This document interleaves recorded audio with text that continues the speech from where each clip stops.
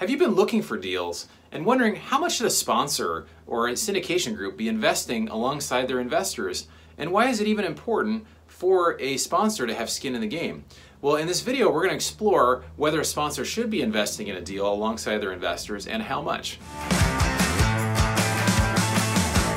So the question really comes is, should sponsors or syndication groups always invest alongside their investors? And it's a really good question because it just kind of says, like, should there be an alignment of interests in the sense of they're putting some skin in the game as well, so if this doesn't work out well. And this is what's really interesting, is that in Wall Street it doesn't work this way. They did a study that showed that only like 20% of fund managers that were managing, we're talking funds of 100 million, billions, very large funds, like 20% or less of these fund managers actually had any of their own money invested in the fund as well. And so again, it's kind of this irony, like this person is managing millions, hundreds of millions, and billions of dollars, but they have no money alongside of it. And that's really one of the advantages of doing multifamily syndication, is that very typically a sponsor and a limited partners will be invested in this deal together. And so it creates this alignment of interest. It creates a difference from Wall Street. And it also, even just the way things are structured, is there's a performance incentive. So typically a sponsor will get a small fee on the front end,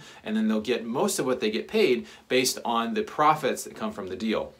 So that means typically a common structure we do is that 80% of profits, 80% of the profits that come from a deal go to the limited partners, which are the investors, and 20% go to the general partners. So you have a kind of a split there that's set up to really incentivize performance. Now, in addition to that, we highly encourage that sponsors should be invested in deals as well. So we think that it is very important that they have some money that they put in on the front end as well, because it gives a greater sense of responsibility. It helps investors to feel better that their sponsors are invested alongside of them as well. So this is a question that comes up. What are the limitations to a sponsor's investment? Should they always invest, and what does that actually look like? Well, there's some things I didn't realize years ago before I got into multifamily syndication, is that there are some interesting reasons why sponsors will not always put a lot of money into a deal. Now, for example, there's liquidity requirements for loans. And what this means is if we're buying a $30 million property and we need a $20 million loan, the bank will come to us as general partners and say, okay, we need to see right now in your bank 10% of the amount that you're requesting for the loan.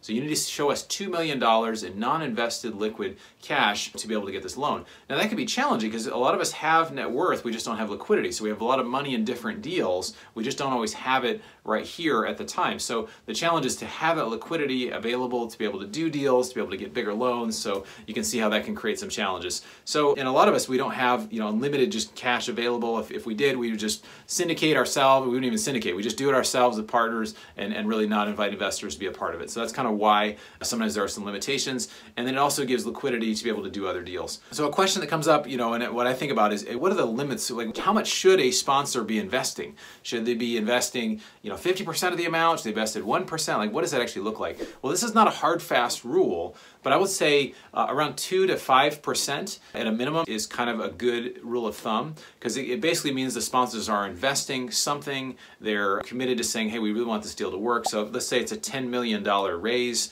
That would mean they, as partners, they'd be putting in $200,000 to $500,000 into that deal to make sure that it works. So I will say this, though, this is a question that is important. I think the more important question, though, when it comes to working with a sponsor is not necessarily how much money they put in a deal. That's not necessarily going to give you great performance. There are people that put money into deals and they could lose money. But the best thing really is experience and track record. So if they can show you they have experience and track record, this is our experience over this many years, this is what a good deal looks like, this is what a bad deal looks like, the communication of those things, especially if when things don't go as planned, it's very important. And then also the reputation. If an investor loses money in a deal or has a bad experience or something happens, a lot of investors talk, and a lot of the multifamily syndicators, we know each other. We talk to each other, we get feedback, people are sharing things, and if something like that happens, reputation gets out very quickly. So those things are very important. So anyway, I hope you found this video valuable. If you like this video, please smash the like button down below,